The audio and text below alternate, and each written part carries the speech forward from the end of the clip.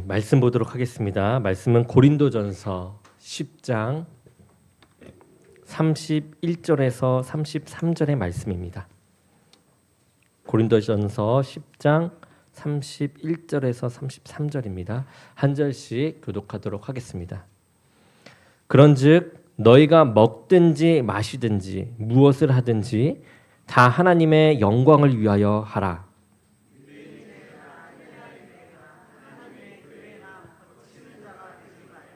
나와 같이 모든 일에 모든 사람을 기쁘게 하여 자신의 유익을 구하지 아니하고 많은 사람의 유익을 구하여 그들로 구원을 받게 하라. 아멘. 잠시 기도드리겠습니다.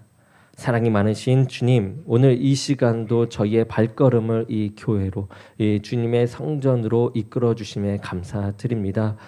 우리가 하나님의 말씀을 붙잡고 나갈 때 큰 역사, 깨달음, 은혜가 부어지게 도와주시옵고 주의 종의 입술과 생각과 마음을 주관하심으로 온전한 말씀 가운데 성령께서 임재하는 시간 되게 하여 주옵소서. 역사하실 주님을 믿사오며 예수 그리스도의 이름으로 기도드립니다. 아멘. 아멘. 감사합니다. 오늘 말씀 제목은 삶을 살아가는 이유입니다. 불교의 한 프로그램이 있습니다. 불교 한 스님이 나와서 하는 프로그램인데 즉문즉설, 즉 즉석에서 질문을 받고 즉석에서 대답해주는 방송이라고 합니다. 그 프로그램에서 한 청년이 이 스님에게 질문을 합니다. 사람이 즐겁게 때로는 이 고되게 이렇게 하루하루를 살아가는 이유가 무엇입니까? 왜 사는 걸까요? 이렇게 질문을 합니다. 그때 이 스님이 대답을 합니다. 사람이 하루하루를 사는 데에는 아무 이유가 없습니다. 그냥 사는 거예요. 풀이 자라는데 이유가 있나요? 토끼가 자라는데 이유가 있습니까? 없잖아요. 그처럼 사람이 사는 것도 다 그냥 사는 거예요. 그런데 그 삶이 즐거운지 아니면 괴로운지는 자기 마음을 제대로 쓰느냐 못 쓰느냐에 따라 달라집니다. 그러니 왜 사느냐는 올바른 질문이 아니고 어떻게 살아야 하는가가 올바른 질문입니다. 이렇게 이야기했습니다. 언뜻 듣기에 이 스님의 대답이 그럴듯하게 들립니다.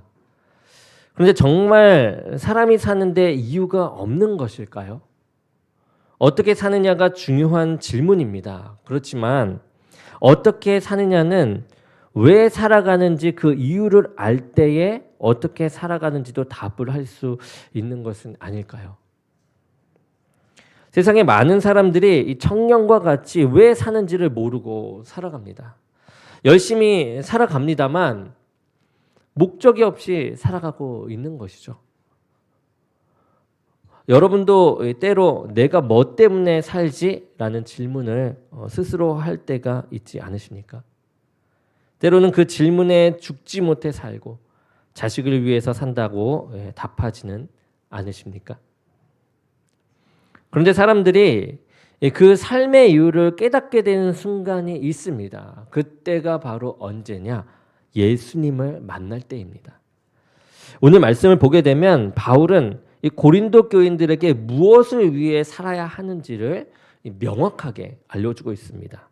말씀에 나와 있죠. 먹고 마시든지 무슨 일을 하든지 하나님의 영광을 위해서 하라. 오늘 말씀을 통해서 왜 우리가 하나님의 영광을 위해서 살아야 하는지 또 그리고 어떻게 사는 것이 하나님의 영광을 위한 것인지 우리가 함께 보려고 합니다. 먼저 우리의 이 살아갈 이유를 알기 위해서는 나를 만드신 분이 있음을 인식해야 합니다. 나는 만들어진 피조물이다 라는 것을 인식하고 나를 만드신 분이 계시다. 창조주가 계시다라는 것을 인식해야 합니다. 내 삶의 이유는 나에게 있는 것이 아니라 나를 창조하신 하나님께 있기 때문입니다. 어떤 교회의 성도님이 이 생명이라는 단어에 멋진 이 해석을 해 주었습니다. 한문으로 생명은 살생자의 목숨 명자인데 이 명의 원뜻은 명령하다입니다. 그래서 생명을 이렇게 얘기해요. 해석을 살라는 명령으로 해석했습니다. 그렇습니다. 우리가 살아갈 수 있는 것은 우리에게 이 생명을 주신 하나님의 이 살라라는 그런 명령이 있기 때문입니다. 그리고 그 살라라고 우리를 만드실 때, 살라고 우리를 만드실 때에는 목적이 있어서 우리를 만드시는 것입니다. 그렇지 않습니까? 우리가 무엇을 만들었고 무엇이 만들어지고 하는 것 또한 목적이 있기 때문에 만들어지듯이 하나님께서도 우리를 만드실 때 그 목적이 있으셨다라는 것이에요. 시편 139편 13절에서 14절에서 다윗은 자신을 창조하신 하나님을 노래하고 있습니다. 말씀을 읽어드리겠습니다.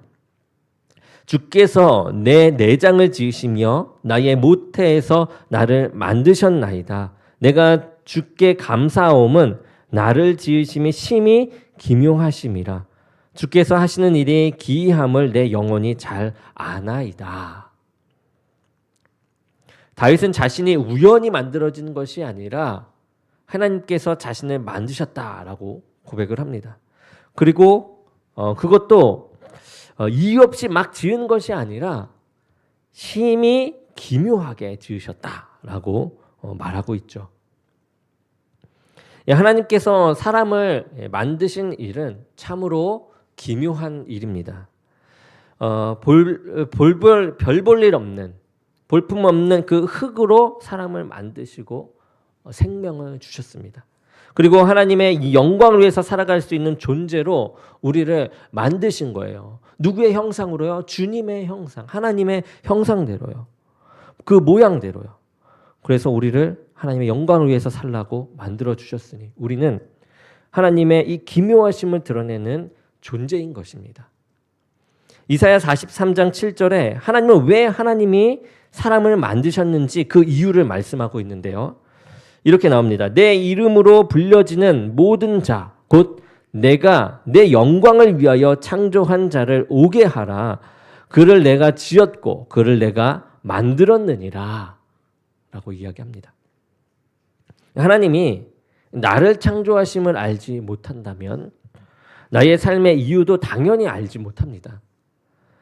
이 진화론자들은 삶의 목적이 없습니다. 왜냐하면 모든 생명체가 우연히 생긴 것이기 때문에 그래요. 단세포 동물이 진화하다가 우연히 이제 물고기가 되고 원숭이가 되고 사람이 된 것이죠. 그리고 앞으로 어떻게 진화해 갈지는 모릅니다. 우연으로 만들어진 삶, 이 삶의 이유가 있을 수는 없는 것이죠. 생명이 있으니 그저 우리가 살아간다라는 것입니다. 그런데 하나님을 만난 이들은 살아가는 이유를 알게 됩니다. 아브라함이 하나님을 만났을 때에 자신의 삶의 이유를 알았습니다. 아브라함뿐만 아닙니다. 야곱비, 그리고 모세가, 다윗이, 베드로가, 바울이 모두 하나님을 만날 때 비로소 자신의 삶의 이유를 알고 그 전과는 다른 삶, 그 다른 삶을 살아 나아갔습니다. 하나님이 우리를 지으신 분임을 믿는 자들, 그 이들은 그 삶의 목적 또한 하나님의 영광을 위해 지으심을 받았음을 믿어야만 합니다. 찬송가에 부름받아 나선 이 몸이 있습니다. 3절은 이렇게 나오죠. 존귀 영광 모든 권세 주님 홀로 받으소서. 멸시천대 십자가는 제가 지고 가오리다입니다. 이 찬송가를 지으신 이 이호은 목사님은 예수님의 십자가의 은혜에 감사하며 하나님의 이 영광을 위해 평생을 사신 분이세요. 그런데 때로 우리는 반대로 살아가는 사람들을 만나곤 합니다. 그런 사람들을 보곤 하죠. 존귀 영광 모든 권세 내가 홀로 받겠습니다. 멸시천대 십자가는 주님께서 계속 지고 가십시오. 많은 사람들은 하나님을 알기 전에 자신의 영광, 그 영광을 위해서 살아갑니다. 다른 사람들보다 더 높아지고 다른 사람들로부터 추앙받는 존재가 되기를 원합니다. 심지어 하나님을 믿는다 하면서도 때로 나의 이 영광을 위해서 이 믿음 생활을 하기도 해요. 내가 영광 받기 위해서. 사람들 중에는 하나님을 믿으면 하나님께서 자신을 높여주실 것을 기대하면서 교회에 나오기도 합니다. 하나님을 믿었으니 그 대가로 나를 영광스러운 존재로 세워달라는 것이죠. 그런데 진정으로 예수님을 만난 사람들은 다릅니다. 자신이 낮아진다고 할지라도 하나님이 이 높아지시면 그것으로 기뻐하며 만족하는 것입니다. 하나님께서 이 세상을 창조하실 때에 모든 피조물들에게 존재 이유를 주셨습니다. 깊은 산 속에 홀로 핀 꽃. 어떤 사람도 들어가서 봐주지 않는 그 꽃을 볼 때 그 존재가 무의미하게 보입니다. 그런데 그렇지가 않다라는 것이죠. 하나님께서 그 꽃을 보고 계시고 그 꽃은 하나님께 영광을 돌려드리고 있는 것입니다.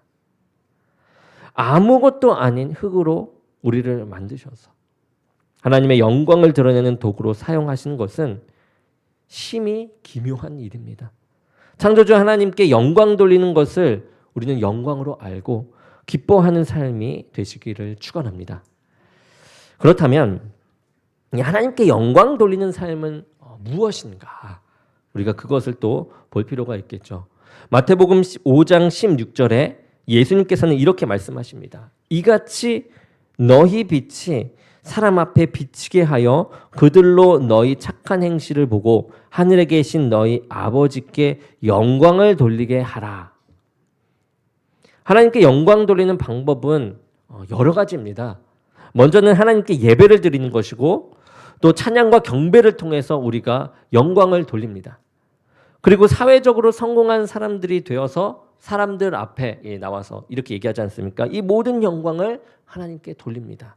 라고 말할 수도 있는 것이죠. 하지만 하나님께 이 영광을 돌리는 것은 이렇게 무언가 특별히 행하는 것이 아닌 아주 일상적인 일이 되어야만 합니다. 일상의 삶을 하나님께 드리는 것뿐만 아니라 사람을 상대로 선한 일을 할 때 그 일로 인해서 하나님께서 영광을 받으신다라고 하십니다.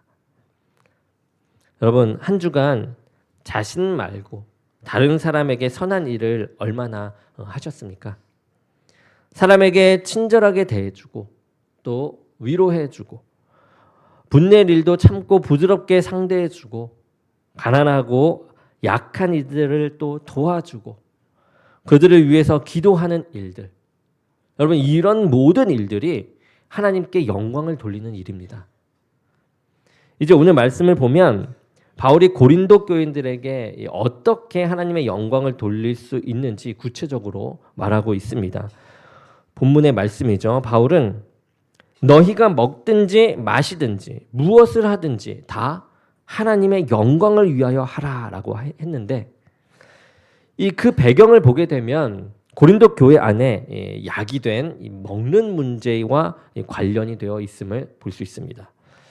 이 고린도 지역에는 많은 신전들이 있었어요. 아폴로 신전, 아프로디테 신전 등등이 있었는데 그 신전에서는 동물의 제사를 드리고 있었습니다. 그래서 이 제사 후에 우상에게 바쳤던 그 고기들이 시장에서 팔리곤 했어요. 그러다 보니까 어떤 기독교인들은 아예 고기를 사 먹지 않습니다. 이 우상에게 절에서 나온 그 부정한 고기를, 우상에게 바쳤던 그 부정한 고기를 먹을 수 없다라고 여겼기 때문이죠. 특히 혹시나 자신도 모르게 이 우상에게 바쳐진 부정한 고기를 먹을 수도 있다라고 생각했기 때문에 아예 고기를 먹지 않는 사람들도 있었습니다. 그런데 어떤 이들은 그런 것을 염려하지 않고 고기를 편하게 먹었습니다. 그 이유는 그들은 우상은 아무것도 아닌 존재로 여겨서 아예 무시했던 것이죠. 우상이 아무런 존재가 아니니까 그 우상에게 바쳐진 고기를 먹어도 별 상관이 없다라고 여겼던 것입니다.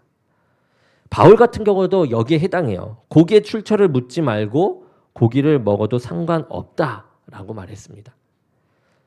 그런데 그럼에도 불구하고 바울은 고기를 먹지 말아야 할 때를 말해줘요. 그것은 어떤 사람이 그 고기가 우상에게 바쳐졌던 제물이라라고 말을 한다면 그 말한 사람과 그 양심을 위하여서 먹지 말라라고 합니다. 비록 내가 양심에 꺼리낌 없이 모든 고기를 먹을 수 있다 하더라도 그만큼의 신앙이 성장하고 그만큼의 마음을 하나님께 주셨다 할지라도 고기를 먹지 아니하는 사람이 내가 우상에게 바쳐진 이 고기를 먹는 것으로 실족해 한다면 그것을 먹지 말라라는 것입니다. 그러면서 하는 말이 먹고 마시든지 무엇을 하든지 다 하나님의 영광을 위하여 하라라고 한 것입니다. 다른 사람을 실족지 않게 하기 위해 먹지 않는 것도 하나님께 영광을 위한 일이라는 것입니다. 바울은 이제 먹고 마시는 문제뿐만 아니라 행하는 모든 일의 근거를 하나님의 이 영광을 위해서 하라라고 말합니다. 나에게 이러한 큰 은혜와 큰 결정을 하나님께서 주셨음에도 불구하고 다른 이가 이것으로 인해서 근심하고 실족해 한다면 하나님의 영광을 돌리는 일을 찾아 다시금 나를 헌신하고 연단하면서 나아가야 한다라는 것이죠. 그리고 하나님의 영광을 위해서 행하는 일이 어떠한 것인지를 구체적으로 말하고 있습니다. 과연 우리가 어떻게 행하는 것이 하나님의 이 영광을 위한 그 선한 일일까요? 먼저 바울은 거치는 자가 되지 말라라고 말합니다. 거치는 자. 이 거치는 자의 뜻은 거침돌이 되어 다른 사람을 넘어지게 하는 자입니다. 비포장 길이 있지 않습니까? 그곳을 가다 보면 뾰족 튀어나온 돌들, 발에 걸리는 돌, 발에 채이는 돌이 있습니다. 또는 나무 뿌리들이 있습니다. 이러한 것들을 말하는 것이죠. 이것을 경계하지 않으면 걸려서 넘어지거나 다치게 됩니다. 그런데 사람들 중에도 그러한 돌이나 나무 뿌리 같은 거치는 사람이 있다라는 것입니다. 헬라인에게나 유대인에게나 하나님의 교회에나 거치는 자가 되지 말라라고 했습니다. 때로 헬라인은 유대인들에게 거치는 돌이 되었고 유대인들은 헬라인에게 거치는 돌이 되기도 했습니다. 그리고 그들은 하나님의 교회를 구성하고 있었는데 교회 안에서 어떤 이들은 거치는 자가 되기도 했습니다. 사람들을 넘어지게 했다라는 것이죠. 바울은 교회를 하나님의 교회라고 명시하고 있습니다. 그러니까 서로 거치는 자가 될 때 그들은 하나님께 또한 거치는 자, 넘어지게 하는 자, 존재가 되는 것입니다. 서로 거치는 자가 되지 않을 때 하나님의 영광을 드러낼 수 있는 것이죠. 하나님의 영광을 드러내는 것. 그리고 성도는 거치는 일이 있을 때에 그것을 거치는 돌이 아니라 이 디딤돌로 삼을 수 있는 신앙의 자세가 있어야 한다라고 합니다. 지혜로운 성도는 이 거치는 사람들이 나타났을 때 더 성숙한 신앙의 단계로 도약하기 위한 이 디딤돌로 삼는 것입니다. 이것이 하나님께서 거치는 사람을 두신 이유기도 합니다. 서로에게 거치는 자가 되지 않기 위해 우리는 힘써 나가길 원합니다. 그것만으로도 여러분 하나님께서 영광을 받으십니다. 그리고 두 번째로 바울은 모든 일에 모든 사람을 기쁘게 하고 많은 사람의 유익을 구하라라고 했습니다. 사람이 서로에게 거치는 자가 되지 않기 위해서는 오히려 사람을 기쁘게 하고 유익을 주고자 하는 의지가 있어야만 합니다. 사람이 어떤 일을 할 때에 자신의 이 기쁨이나 유익을 먼저 생각하게 되죠. 상대가 아닌 나 자신의 기쁨과 유익이요. 근데 이것은 너무나도 당연한 일입니다. 그런데 우리가 다음에 생각할 것은 그것이 하나님에게 기쁨과 유익이 되는 일인가? 라는 질문이 있어야 한다는 것입니다. 그리고 나와 관계된 사람들에게 기쁨과 유익이 되는 일인가를 또 살펴보아야만 합니다. 만약 나도 기쁘고 하나님도 기쁘시고 다른 사람들도 기뻐하게 하는 일이라면, 이렇게 모두에게 유익이 되는 일이라면 하나님께 영광이 되는 일입니다. 그런데 내가 하는 일이 나는 기쁜데 하나님이나 다른 사람들은 슬프거나 손해가 되어진다면 그 일을 하지 않는 것이 하나님을 영광스럽게 하는 일입니다.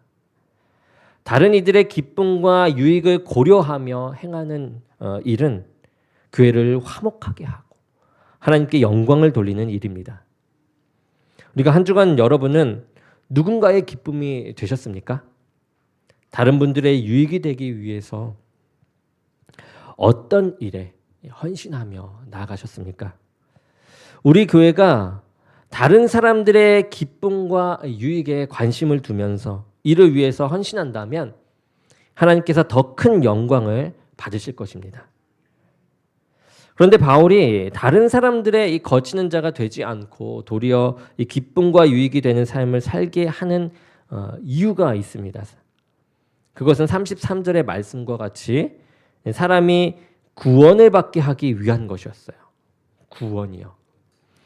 바울은 자신보다는 다른 사람에게 좀 더 기쁨이 되고 유익이 되는 삶을 살아가고자 했던 사람입니다. 그것은 그의 성품이 그래서가 아니에요. 그것은 그들로 구원을 받게 하기 위해서였습니다. 바울의 관심은 다른 이들이 구원받는 데 있었다라는 것이에요. 이것이 하나님께서 원하시는 것이고 하나님께서 기뻐하시는 것임을 알았기 때문입니다. 고린도전서 9장 22절.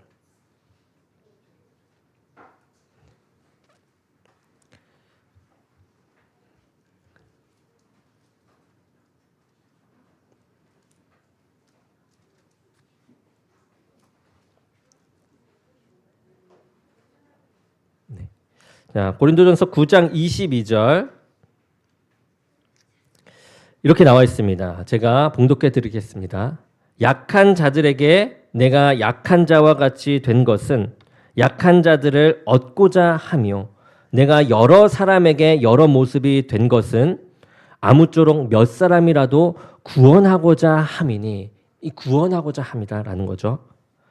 바울은 율법 없는 자를 대할 때는 자신의 율법이 없는 자 같이 되었고요.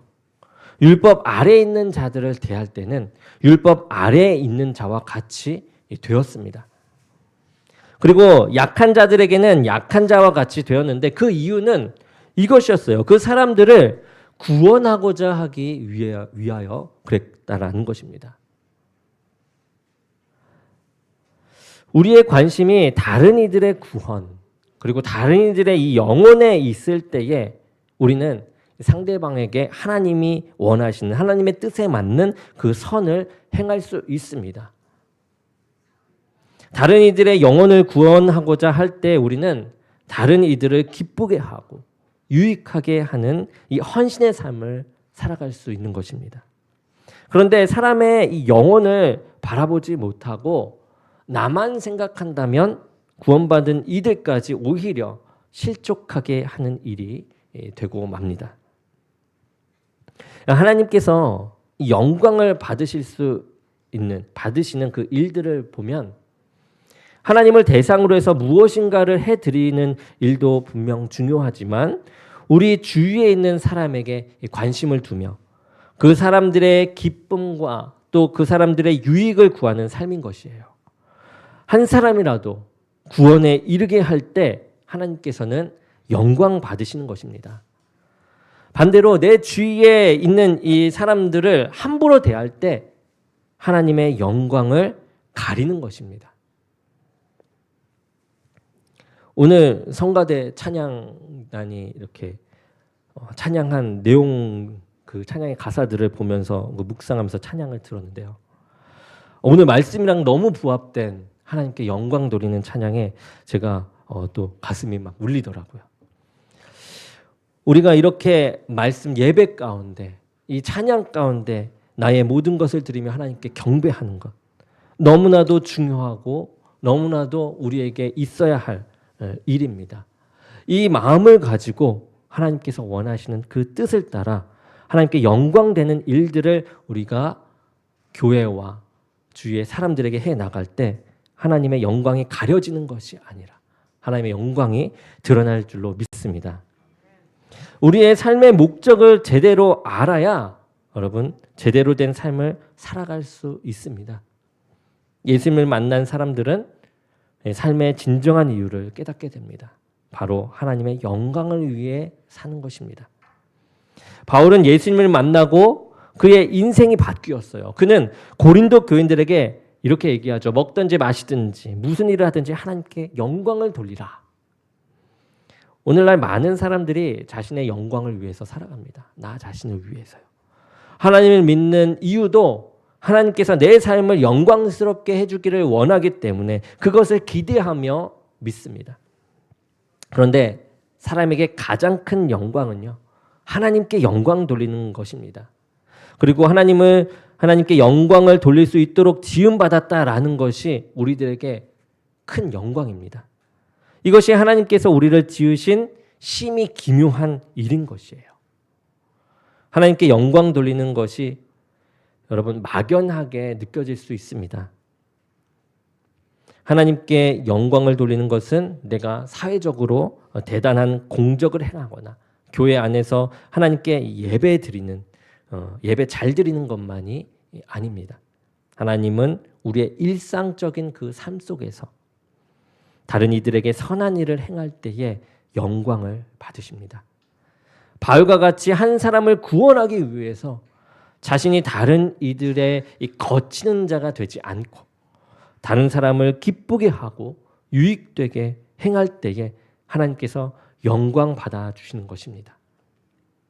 하나님께서 우리에게 하나님께 영광을 돌릴 수 있는 존재로 세워주심을 우리가 언제나 감사하며 모든 삶을 통해 사람에게 선을 행함으로 하나님의 영광을 드러내는 저와 여러분이 되기를 주님의 이름으로 간절히 축원합니다.